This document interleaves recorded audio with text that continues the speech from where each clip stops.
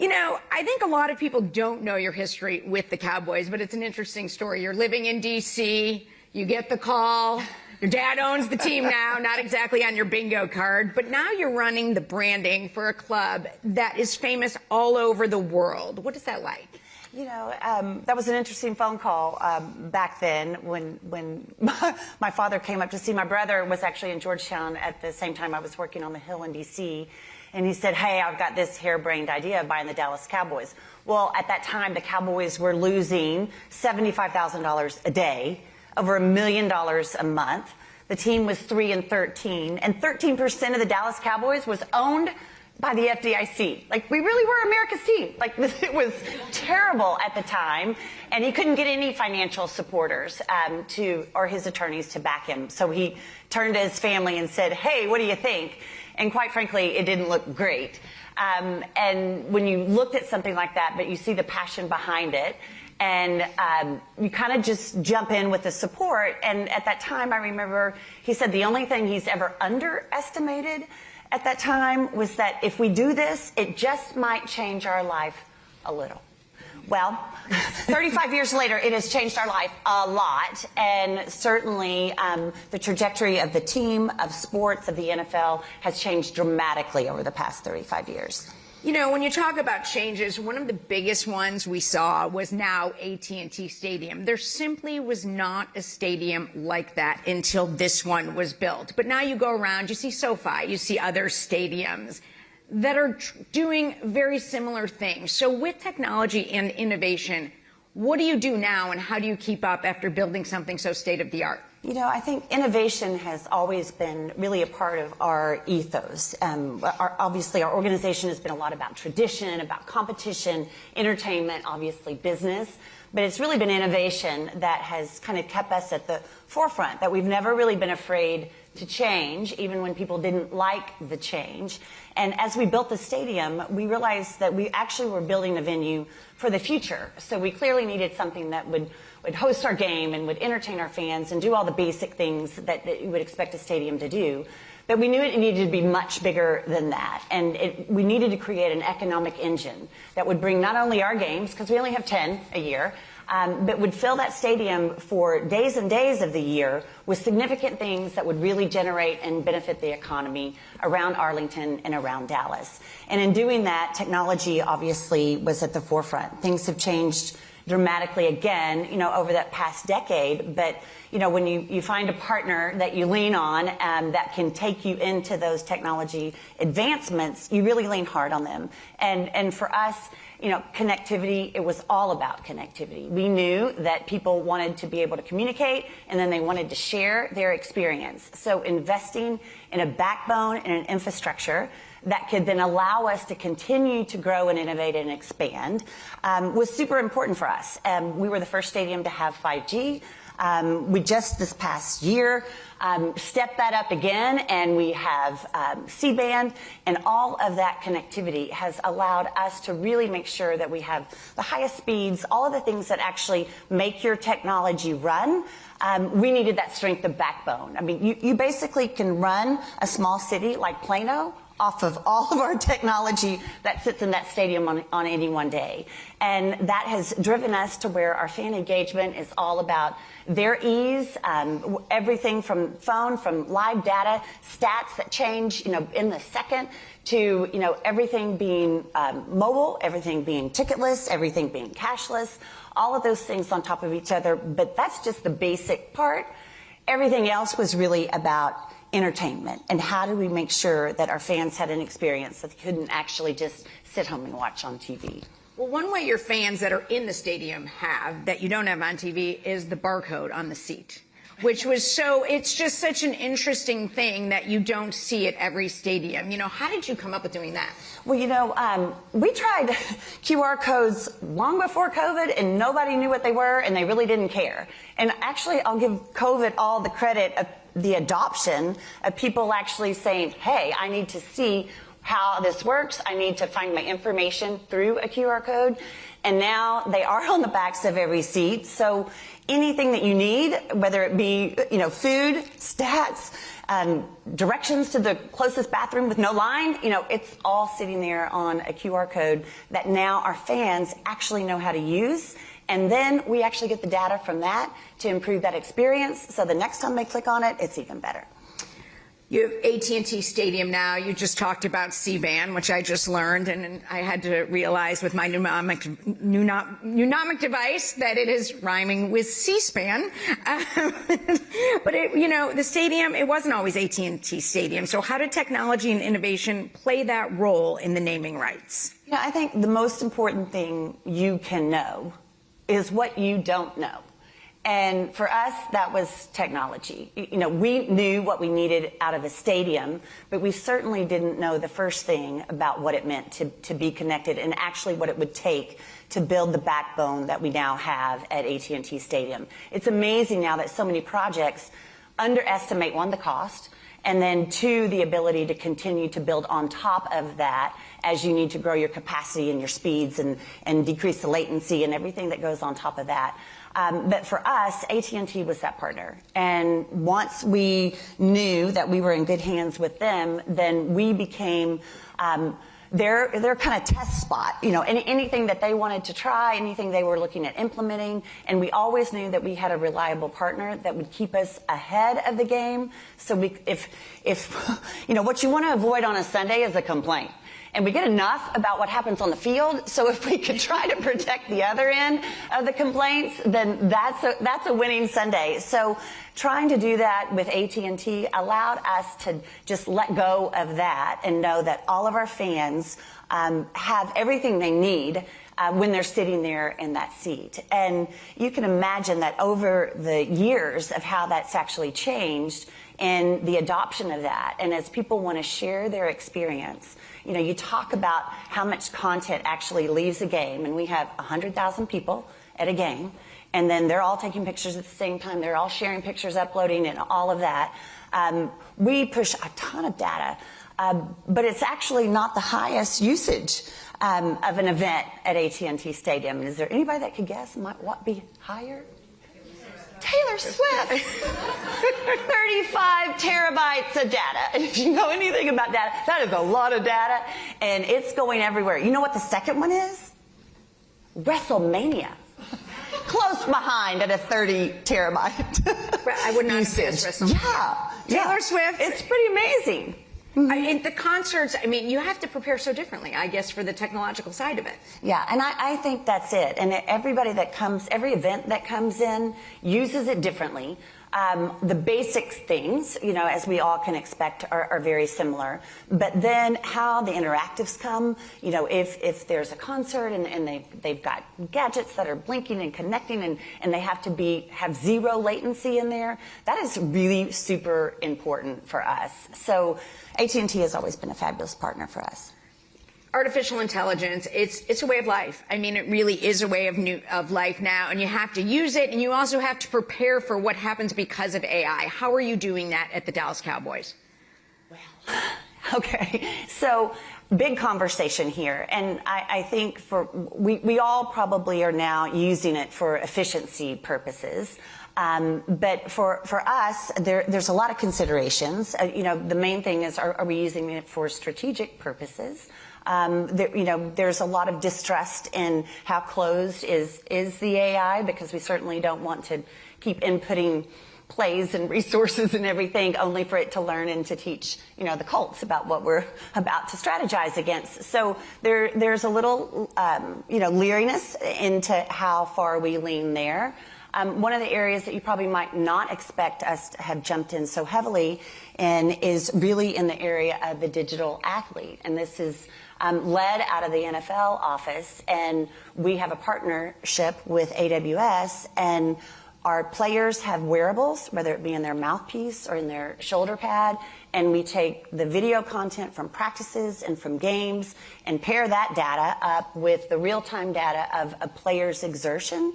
And we actually have the ability to monitor exertion during a practice to figure out if we should pull a player, let him sit out a few reps, or pull him out of a series based on where we think that they're getting to a point where it could be more highly likely for an injury. On top of that, now it is not perfect, and it is learning on our dime, literally, but there's a long way to go there. But at the same time, it is a valuable resource that we hope to continue to develop, because player health and safety is obviously our first and foremost concern. But in that, I don't know how many of you are familiar with the new kickoff rule. We used over 10,000 different AI-generated plays in that scenario to analyze injury risk, return rate risk, because the goal of that play is actually to reduce injury, but also to create excitement so there's more kickoffs. So AI was a huge part of the development of that, and we will see if they got it right. I don't know yet. That is a surprise to me, how you are using it in terms of in the mouth guard. When you're looking at all of this and seeing how it's being used, what was the biggest surprise to you when you said, "Oh we can do this now with that"? I think every day there's a new surprise of what we can do, and I think there still is. We're very conservative when it comes to that usage of, all right, just how much do we trust it now to help us inform our decisions for not only now but for the future. And I think as the advancements come and the more we get comfortable with that, both at the team level and the league level, how it aids us to continue is always going to be something that we are, staying right, in pace with that development and quite frankly, just our ability to trust it. I want to turn a little bit to branding, which this stat obviously would make it much easier. Sportico has named the Dallas Cowboys the most valuable franchise in the world. So knowing that you have this huge international audience, how do you use technology to grow that even further? Well, thank you for that mention, by the way. That's nice. But I will say this: what we have seen, and just in this past year, in terms of international, you have seen a lot of the NFL games expand to different international markets, like Brazil, for one.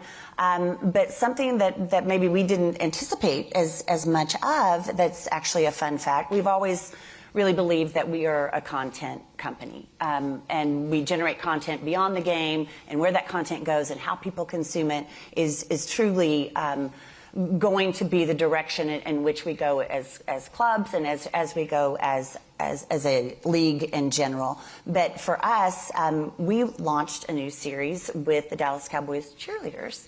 And that became the #1 show of the summer for Netflix and across the international landscape as well. And I don't know that we actually saw that coming in terms of international exposure, people's interest, because it was actually something beyond football itself. And that ability to kind of connect in a different way was very important for people's interest, and to meet friends and fans in other places and in other countries that may not know our sport, but they can relate to us in some way. And that has been a really great surprise for us. You've seen, Hard Knocks, and you've seen these sports shows do very well. And when you did the Dallas Cowboy cheerleader show, I'm sure you expected some level of success. But the amount of people that it hit, and in different generations, your reaction to that? Well, again, I think surprised. I think it was a pleasant surprise, obviously. But I think the most important thing since we're sitting here talking about technology, particularly, is Netflix has an amazing use of technology and data, and how their algorithms they use to reach people in different parts of the world have been an incredible benefit for us as a brand, for us as the content that we put out there. It will be really interesting to see as they air their first NFL games in Christmas. They've got 2 games of what that becomes and what their involvement with the NFL becomes beyond these other content pieces that you've probably seen beyond the cheerleaders and quarterback and other things that they actually are doing. But, it all kind of goes back to technology and how are we able to learn more about our fans, more about our customers, and more about the landscape of people and what they're interested in so that we can tap into that and that emotion and that excitement and draw them into what we're doing.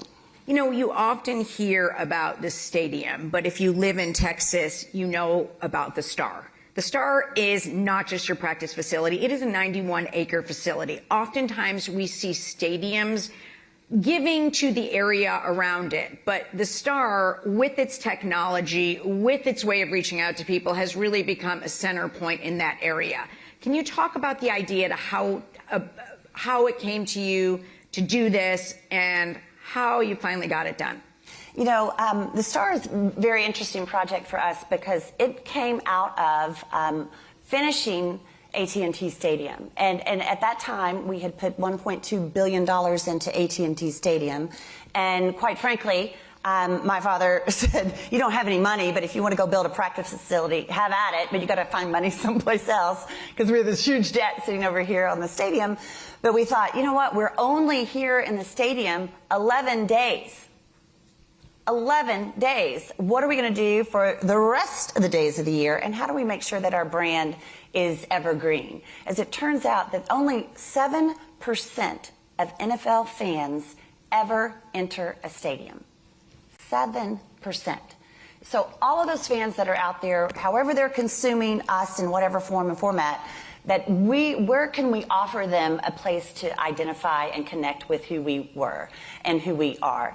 And for us, we thought, why not try that at a practice facility? And why not combine that in a setting that can be a place where you live, a place where you work out, a place where you work, a place where you commune, and all of that have that opportunity to connect with people on different points that they have some kind of synergy and interest in who we are. And so the Star itself is our complex, but it is also the high school stadium for 9 schools in Frisco, for all the high schools in Frisco. So it is their high school stadium. So it allowed us to touch with the most important thing about our brand is high school football. It is the heart and soul of our game. And if we can have a true connection with high school football, that only enriches the authenticity of who we are. And then how can you take that a step forward and make it a place where people can live there? We have a partnership with Roger Staubach in a multi-family unit called 12. Imagine that. And we have 36 different restaurants that are in this area. We have a partnership with the Omni, where we have a 300-key hotel. It's all branded in the Cowboys, so people can literally come. They can work there. We have Cowboys Hit. You can work out like a player or a cheerleader, and you can train with the best. And anything that you like in your own network can actually be integrated into our brand and get a chance to maybe have a chance encounter with Dak Prescott when he's walking into work. But the whole idea of the Star was taking that into an experience that fans could actually enjoy when they're not sitting at the game. And I think you can't underrate the fact that you can see a player there. I mean, they are walking around. They're walking around because it is a practice facility. I think a lot of stadiums, they have most of their activities there. They have a field house close by. But this is an actual place where they are during the week, whereas players probably used to live in Irving. Now they're living out there and giving to the community there. And I think, the interesting thing about that is literally when our players walk off the field from practice, on walks the high school team to practice on the same field. So if you believe in inspiration or you believe in aspiration, what better way than to connect them together so they actually see each other? And I'll never forget the first day that we opened and we had our first high school football games. There were 8 schools at that time, high schools at that time. So we had to play all 4 games because everybody wanted to be first to play. So we had 4 games back to back. And all of our players literally walked out of the locker room and stood on the sidelines. They were like, the greatest memories that they have about football came from high school. So they loved it. The high school players loved it. The families loved it. And the whole design around incorporating high school football was all brought to life with, okay, well, you go watch your son play high school football. Well, what about your daughter who might be 12 and doesn't want to pay attention to the game? Where's she going to go? You know, they usually go play around somewhere else while their son is playing football, and what are they going to do at halftime? And all these different subsets of activities that happen around high school sport, and particularly high school football, was all taken into consideration as we developed everything that is in that space, so everybody in the family had something to do while they were there.